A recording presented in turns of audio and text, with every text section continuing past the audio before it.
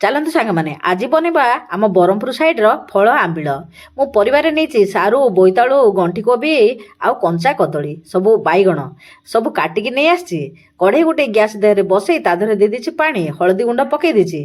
ଫୁଟିଗଲା ପରେ ତା ଦେହରେ ପକେଇ ଦେଇଛି ଟାଣ ପରିବା ସବୁ ପ୍ରଥମେ, ତାପରେ ପକେଇ ଦେଇଛି ନରମ ପରିବା ଯାକ ଶୀଘ୍ର ଯେ ସିଝୁଛି। ତାପରେ ଦେଇଦେଇଛି ଲୁଣ, ସ୍ୱାଦ ଅନୁଯାୟୀ ଲୁଣ ପକେଇଦେବା, ଘୋଡ଼େଇକି ଛାଡ଼ିଦେବା ସିଝିବା ପାଇଁ। ଏପଟେ ଚକୁଡ଼ି ଟିକେ ତେନ୍ତୁଳିର ମଣ୍ଡ ବାହାର କରିଦେବା। ଯେତିକି ଆମକୁ ଖଟା ଦରକାର ସେତିକି ଦେଖିକି ତେନ୍ତୁଳି ନେବା। ତେନ୍ତୁଳିର ଖଟାକୁ ଦେଖିକି ଆମେ ଗୁଡ଼ଟି ମଧ୍ୟ ପକେଇଦେବା। ତାପରେ ଦେଇଦେବା ଏବେ ଫୁଟଣ। ଫୁଟଣରେ ନେଇଛି ମୁଁ ଶୁଖିଲା ଲଙ୍କା, ପଞ୍ଚୁ ଫୁଟଣ, ଅଦା ଟିକେ, ତେଜପତ୍ର, ଭୃଷଙ୍ଗା ପତ୍ର, ହିଙ୍ଗୁ, ତାକୁ ଫୁଟଣ ଦେଇଦେଇଛି।